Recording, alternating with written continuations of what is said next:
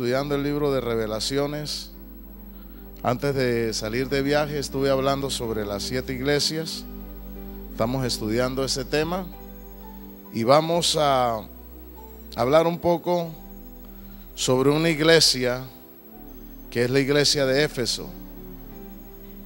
Dice la palabra en Revelaciones capítulo 2, verso 1. Revelaciones capítulo 2, verso 1. ¿Todos lo tienen? Escribe al ángel de la iglesia en Éfeso, el que tiene las 7 estrellas en su diestra, el que anda en medio de los 7 candeleros de oro, dice esto: yo conozco tus obras y tu arduo trabajo y paciencia, y que no puedes soportar a los malos, y has probado a los que se dicen ser apóstoles y no lo son, y los has hallado mentirosos, y has sufrido y has tenido paciencia, y has trabajado arduamente por amor de mi nombre, y no has desmayado. Pero tengo contra ti que has dejado tu primer amor. Recuerda, por tanto, de dónde has caído, y arrepiéntete, y haz las primeras obras, pues si no, vendré pronto a ti, y quitaré tu candelero de su lugar, si no te hubieres arrepentido. Pero tienes esto, que aborreces las obras de los nicolaítas, las cuales yo también aborrezco. El que tiene oído, oiga lo que el Espíritu dice a las iglesias. Al que venciere, le daré a comer del árbol de la vida, el cual está en medio del paraíso de Elohim. Levante su mano. Vamos a pedirle al Padre que nos hable en esta noche. Dígale: Padre, en el nombre de Yeshua, en esta noche saca pan de la palabra, de la Torá, del Brit Hadashah, del pacto renovado, y bendíceme, enséñame, ilústrame, háblame con revelación y profundidad. En el nombre de Yeshua, amén. Démosle un aplauso al Rey.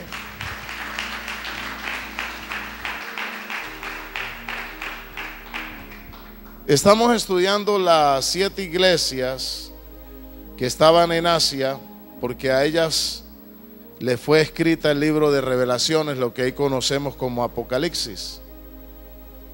Y el libro de Revelaciones vino en un momento de mucha incertidumbre, en medio de prueba, pues Juan estaba preso en la isla de Patmos, y en medio de esa prueba, en medio de esa soledad, de ese dolor, el ángel se le revela y le muestra la visión, y debido a esa visión se escribe todo lo que se vio, y el nombre que se le da a ese rollo, a ese pergamino, se llama Revelaciones.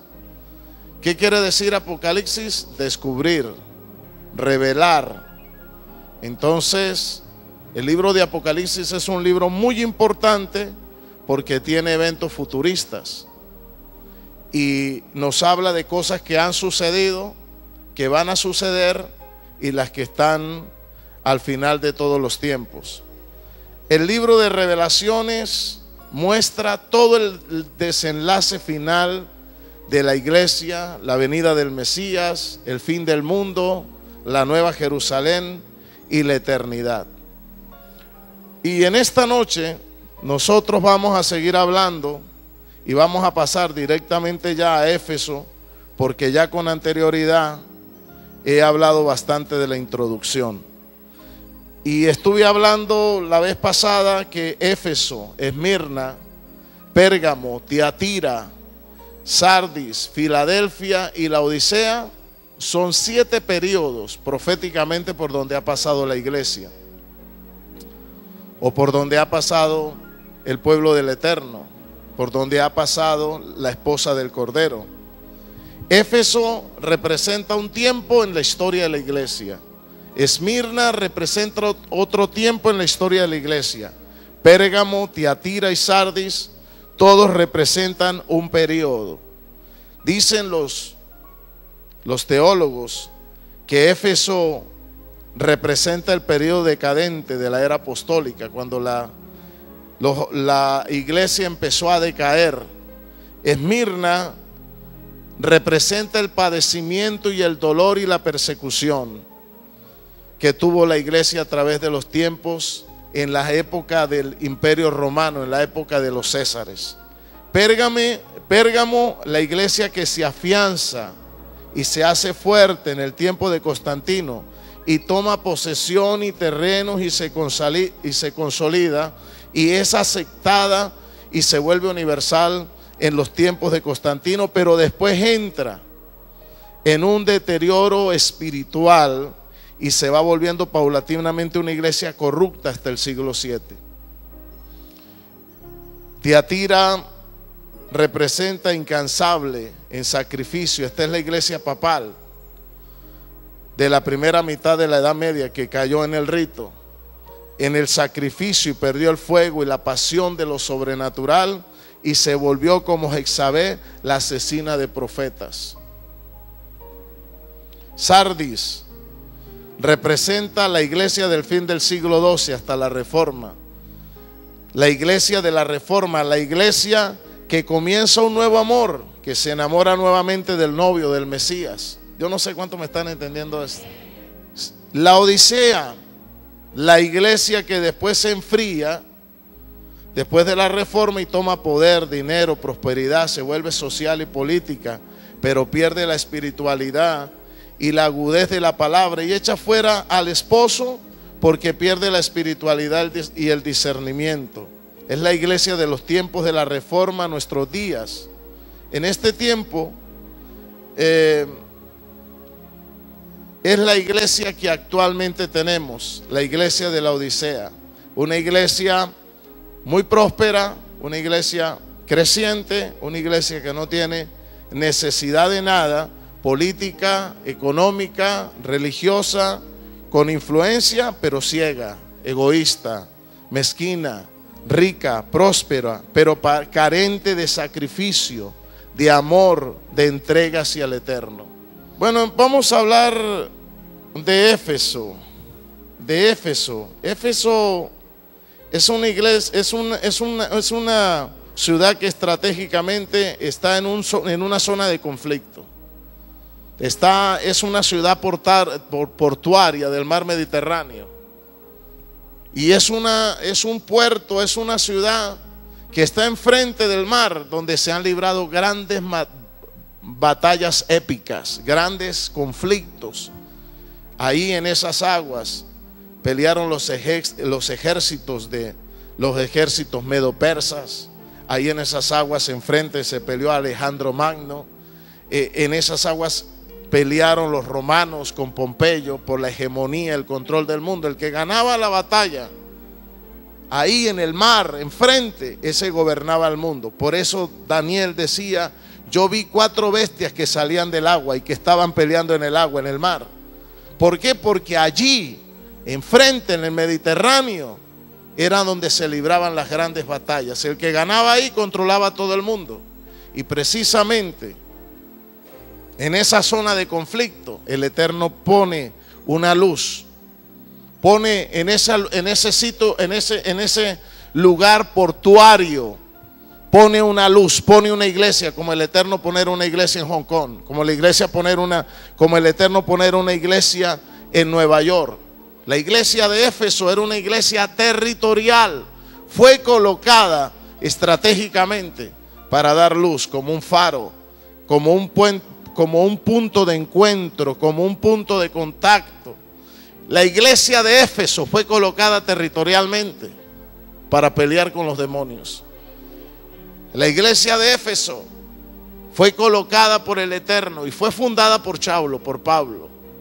Y su inicio comenzó cuando Pablo llega a Éfeso a predicar. Y con los primeros principados que Pablo se tiene que enfrentar es con la reina del cielo, con lo que hoy llaman Santa María, Madre de Dios, Reina del Cielo. La misma Diana, el mismo perro, pero con diferente collar. La misma Diana que adoraban los romanos, es la misma Diana que adoran los católicos. Santa María, Madre de Dios, Reina del Cielo. demonio femenino.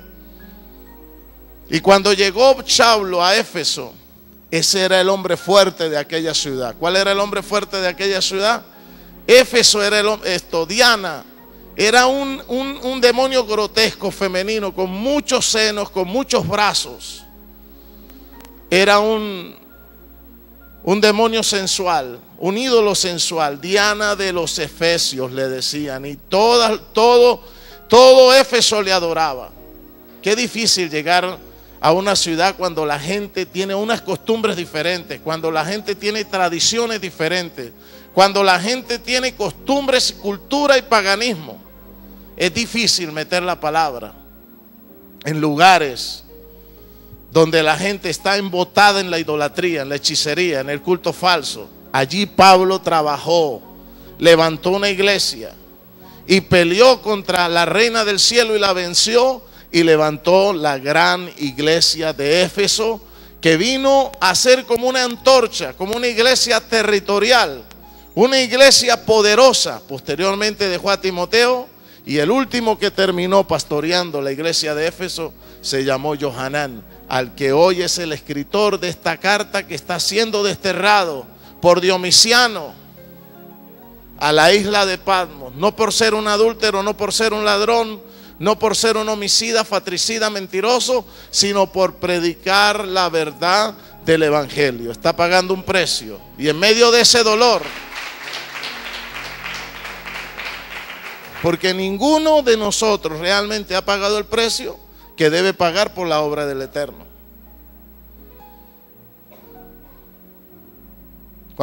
A mí me da miedo estudiar Apocalipsis.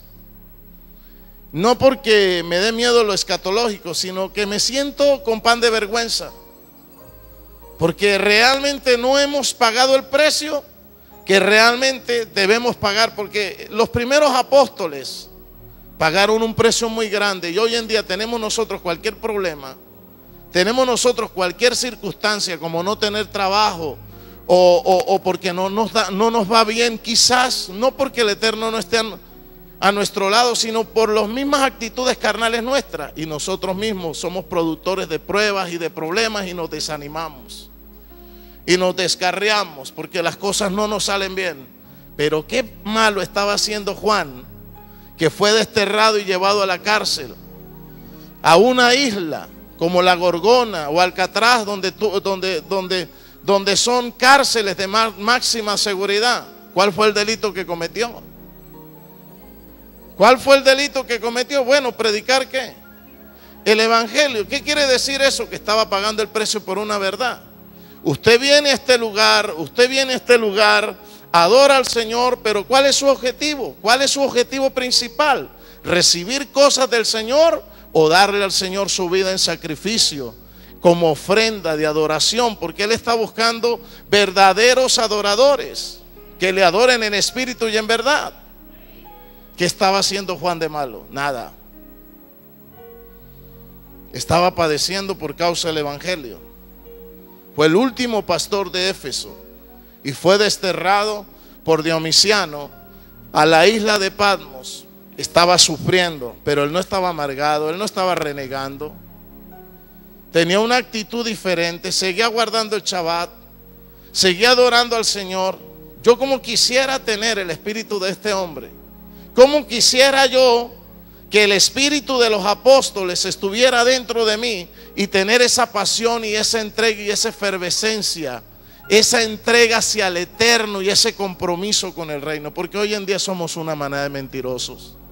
Somos egoístas que llegamos a una iglesia buscando solamente cosas personales, y realmente lo que le damos al Señor es muy poco en comparación a lo que pedimos.